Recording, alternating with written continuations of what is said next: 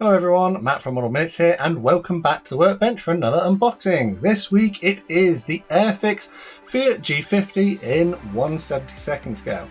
So join me as I take a look inside the box and see what this kit is like.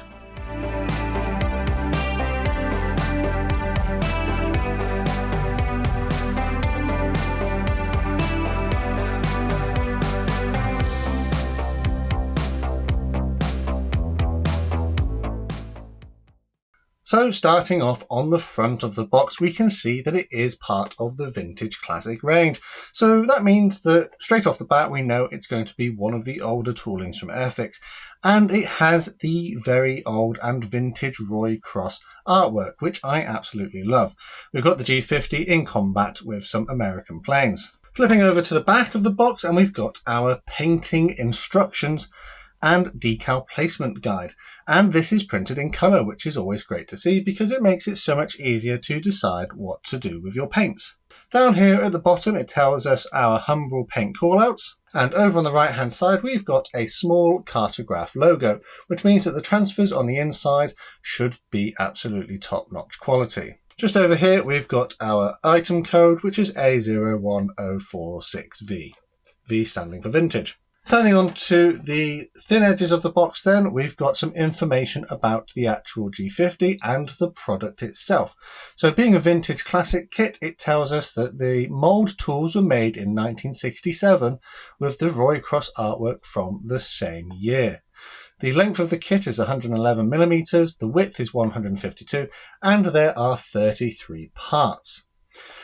This image here tells us the paint scheme that's included, which is a North Africa 1941 aircraft, and it tells us that it's a skill level 1. So I would take that with a pinch of salt, and I will talk about the skill level a little bit and why I don't really think that this is a skill level 1.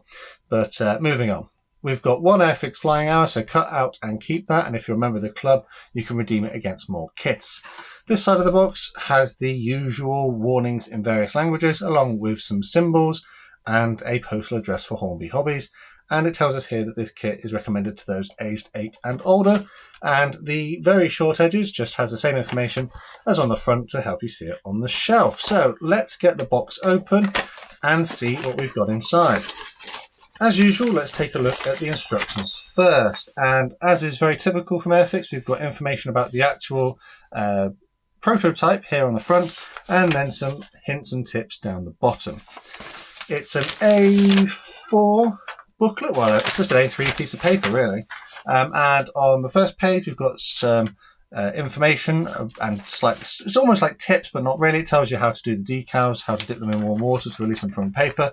And then down the bottom, we've got our key to the various symbols. And then moving on to the next page, we've got the actual step-by-step instructions. And Airfix, I find, do quite a good job of not cluttering everything up, but you might notice that these are the vintage instructions, which have just been updated slightly to fit into their current format. So we start off by gluing the pilot onto his chair, installing that into the fuselage, adding the guns to the fuselage and the windscreen, assembling the few parts which make up the engine, and it tells us here that if we're careful, and if we glue that little part onto the end of the propeller shaft, we should have a free turning propeller if we're careful with that glue placement. Moving on, we glue together the two wing halves, upper and lower. We add our fuselage, engine and horizontal tailplanes and the pitot tube, and then we have our choice of displaying the landing gear either raised or lowered, along with a few little details. So the instructions there are okay. As mentioned, these are the vintage instructions which have been updated to fit the format of current Airfix kits. You might notice that there's no painting call-outs as we go through. So the cockpit, usually they tell you a different colour to paint in there. There's none of that, so you pretty much got to make it up as you go along. But yeah, not too bad. On the whole, quite simplistic and relatively easy to follow. Next up, let's take a look at the cartograph decals. And we've got one very small sheet, but the printing is absolutely fantastic. Up here, top right, we can see we've got the name of the aircraft and the model, and that is printed completely legibly and to a high quality. There's not much to see on this sheet, but everything looks to be good, with no tears, no registration issues, and no bleeding of the colours. So yeah, I don't anticipate there being any problems with applying this to the model. So let's move on to the main event, which is the plastic parts. And contained within this small plastic bag, we effectively have a selection of bits. They're not on the sprue as would be normal for more modern Airfix releases, but this was quite typical of the time. In another bag here, we've got our clear parts, and interestingly, there's 4 of them, but you only actually need 1. So let's take a look at the clear parts first, and as you can see, they are tiny little windscreens. There is a little bit of molded detail on the front, but it is sort of negligible. But there are 4 included, so if you lose one or make a mess or ruin it with your painting, then you've got a spare. The mold quality is pretty good. There is some flash on these ones on this side, just at the back, and these ones, however, don't suffer that same issue. The plastic, though, is crystal clear, and I can't see much in the way of scratches or blemishes. The rest of the parts, though, so we've got our wings, which come loose, and then 2 mini sprues. The plastic is a darker blue-grey than we normally see from Airfix kits, and it feels quite dense. It feels quite hard. It doesn't feel particularly brittle, but yeah, it's all right. It doesn't feel massively greasy. It is a little bit greasy, but not overly so. Probably worth a wash. So let's take a look at this sprue here then. And given obviously the age of the kit, the details are quite simple, and they are primarily of the raised variety. So the panel lines that we've got along here, they are all raised. There's nothing in the recessed department apart from this little bit up here. The pilot, that's not too bad. That's sort of the generic pilot that Airfix included in many of their models, and the mold quality there is pretty good, but we do have some flash, as would be expected of a vintage kit. We've got on the inside no cockpit detail there, and we've got some pretty big ejector pin marks, but they're on the back, so you're probably not going to see that. We've got landing gear legs, some smaller details, the engine cowling and the propeller, and the moulding on these is relatively good as well, but there will be some cleanup required because there is a bit of flash on practically every part. But as mentioned, given the age of the kit, that would be to be expected. Moving on to the other sprue, it's the same kind of deal. Details are quite crude and of the raised variety. Got our horizontal tail surfaces, engine, and the smaller details including the wheels and the machine guns. Generally though, not too bad, and it's actually surprising how much detail they managed to squeeze in even on the engine there. So if we try and get in a bit closer, you might be able to see that there's even like a few rivets on the engine, which is quite a nice addition. So even though this is an old and vintage kit, I have seen considerably worse. Moving on to the lower wing surface, again, not much different here. The plastic, you might be able to notice, is very, very smooth and quite shiny, so the camera is having a little bit of difficulty picking it up. But yeah, raised, and the smallest recessed parts here for your flaps and ailerons. And on the inside here, we've got, if we can get the camera to pick that up, a very slight, that's the old Airfix logo on there. And I think next to it, there was a 1967 copyright, but that has more or less been rubbed off now. Finally, last parts then are the upper wings, and they are consistent with the quality of the rest of the kit. It's interesting that on the flaps and ailerons, it looks as though they've added a bit of texture, possibly at some point. It's not as smooth and as shiny, so it looks like they've brushed it to give it a slightly different finish to the rest of the model. There's some like tiny little scratches on there, which is interesting, but I don't think it detracts from the overall model.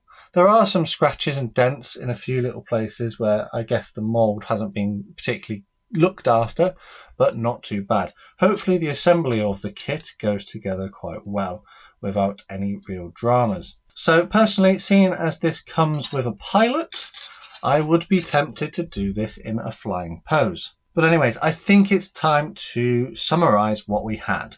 We had our bluey grey plastics parts here, which are pretty much loose in the bag. They are to a reasonable quality with a bit of flash. Details are a bit lacking, but as it's a vintage kit, that would be to be expected. We've got 4 clear parts, but we only need 1. So if you lose one, it doesn't really matter, which are to a generally alright quality. A set of cartograph decals, which should apply to the model absolutely beautifully, and I can't anticipate there being any dramas putting those on the model. A set of simple instructions, which don't benefit from the current standard of Airfix kits, but being a vintage model, it doesn't matter too much. All of which comes packaged in a rather attractive box with this lovely Roy Cross artwork and our colour painting instructions on the back. So what do I think of this kit? I think for a vintage kit, it's not too bad, especially with the addition of those upgraded transfers. I do have a slight issue with it being a skill level 1 though. And the reason I feel it maybe should be like a 2 is because this paint scheme on the back is a little bit more difficult for those who may be a beginner. Had it been a model kit which had very simple paint scheme, so 1 colour, maybe 2, it'll be alright, but getting this mottling effect here on the upper surfaces I feel would be a bit of a challenge for a beginner. Whilst the assembly of the model kit with all those parts is probably really easy and it's not going to throw any massive dramas, although unless it doesn't have great fit, then you need to do filler and stuff like that, so it could be a skill level 2 on that basis alone. If you're trying to replicate this, more often than not, most people are going to do so using an airbrush, which I think is a little bit trickier, and trying to do it with a hand brush actually is pretty tough as well. So for that reason, I think the paint scheme is a little bit more difficult, and they should have compensated for that in the skill level on the side. So I would say that this is actually more of a skill level 2 or higher, depending on your expertise and your experience level. For a beginner, I wouldn't recommend this one unless you'd got some experience under your belt. So as mentioned, we already know that this kit dates from 1967, and I'll put some information on the screen now where it's been in the Airfix range many, many times. And I'm sure there are those out there who are very pleased to see it back in the range. And how much did I pay for this kit? Well, it was actually one of the cheapest kits in the Vintage Classic range when it was launched back in 2022, or relaunched back in 2022. So it was £6.99 on the Airfix website, and because I'm a club member, naturally, I got an extra 10% off. However, at the time I'm making this video, it would appear that they're no longer in stock on the website, so you're looking at other retailers or possibly the second-hand market if you want to get your hands on this one now. But for £6.99, that doesn't seem too unreasonably priced for this vintage kit, which comes in cheaper than many of the new kits in the Airfix range. And to me, personally, I think that's the whole point of a vintage range, is to have your old kits for cheaper than you would have your new ones. Can't say that they do that all the time, but personally that's what I think they should do. An interesting subject that has been re-released into the Airfix range as part of the Vintage Classic series. Personally, one that I'm looking forward to having a go at and having some practice at doing this rather intricate mottling effect. I'm not sure how I'm going to do it yet, but I've got some ideas. Let me know down in the comments what you thought of my review and whether my assessment was fair. And if you've got any suggestions on how to do this mottling, be sure to drop them in the comments box as well. Quick shout out to my patrons and channel members for the extra support they give the channel. Massive thanks to these guys on screen. And if you'd like to join them, take a look at the links in the description to find out more. If you're new here and you'd like to see more modelling content like this, make sure you subscribe with notifications on so you never miss a modelling upload. Dropping a like under the video would be massively appreciated too. Finally, the last thing to say is a massive thank you to you for watching this one, and I'll see you on the workbench again next time.